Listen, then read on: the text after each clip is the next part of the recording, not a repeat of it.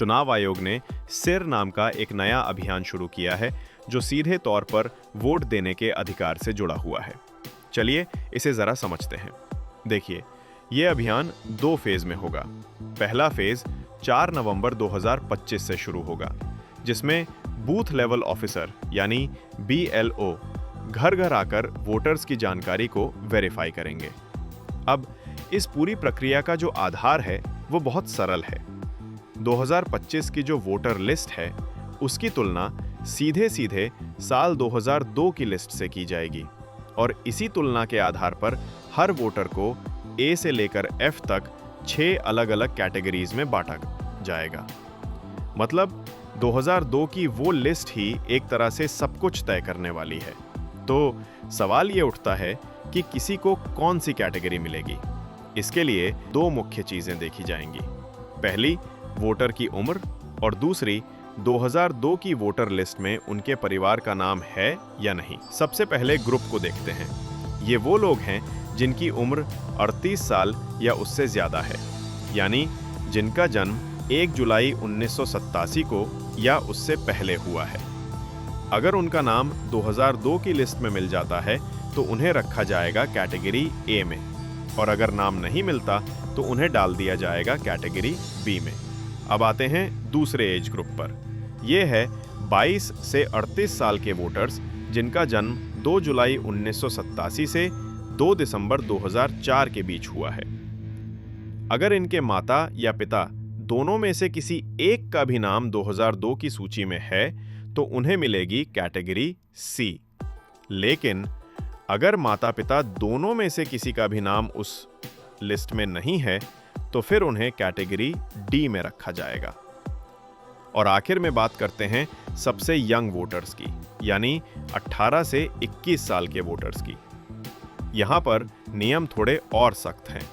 इन्हें category E में आने के लिए माता और पिता दोनों का नाम 2002 की लिस्ट में होना जरूरी है।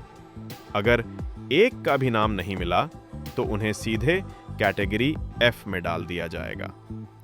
तो ये जो A, B, C, D categories हैं, इनका आखिर मतलब क्या है? इसका जवाब मिलता है हमें दूसरे फेज में।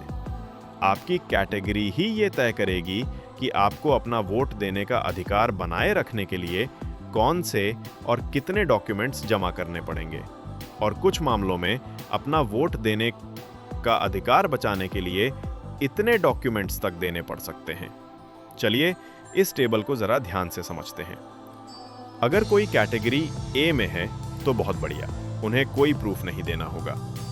B, C और E कैटेगरी के लोगों को सिर्फ अपना एक प्रूफ देना होगा। लेकिन कैटेगरी D वालों को अपना और अपने माता या पिता में से किसी एक का, यानी कुल 2 प्रूफ देने होंगे। और सबसे ज्यादा कैटेगरी F वालों को अपना और अपने माता पिता दोनों का, मतलब कुल 3 प्रूफ पेश करने होंगे। और सबसे जरूरी बात, अगर ये प्रूफ नहीं दिए जा सके तो मतदाता सूची से नाम हटने का पूरा खतरा है। तो अब सबसे बड़ा सवाल, आखिर किया क्या जाए? घबराने की जरूरत बिल्कुल नहीं है। कुछ बहुत आसान कदम हैं जो अभी से उठाए जा सकते हैं ताकि आगे चलकर कोई भी परेशानी ना हो। तो सवाल ये है कि पहले फेज की तैयारी के लिए हम अभी से, हमारा लक्ष्य होना चाहिए कि हम सबसे आसान कैटेगरीज A, C और E में आ जाएं। इसके लिए क्या करना होगा? जिनकी उम्र 41 साल से ज्यादा है वो 2002 की लिस्ट से अपना नाम, भाग संख्या और क्रम संख्या ढूंढकर अपने BLO को दे दें। जो 21 से 38 साल के हैं वो अपने माता या पिता में से किसी एक की 2002 की लिस्ट की जानकारी अपने BLO को दे दें। और जो 18 से 21 साल के युवा वोटर हैं वो अपने माता और पिता दोनों की 2002 की जानकारी निकालकर अपने BLO को दे दें। एक बात याद रखिए, अभी से ये थोड़ी सी मेहनत करने का A, C या E जैसी आसान कैटेगरी में डालना बहुत सिंपल हो जाएगा और आप भविष्य की बड़ी मुश्किलों से बच जाएंगे। आखिर में ये सारी मेहनत सिर्फ किसी दस्तावेज के लिए नहीं है। जैसा कि इस गाइड में कहा गया है ये इसलिए है ताकि हमारा वोट देने का अधिकार बरकरार रहे और हम लोकतंत्र को बचा सकें। तो जागरूक रहिए, अपनी जानकारी तैयार रखिए और इस जरूरी संदेश को दूसरों तक भी जरूर पहुंचाइए।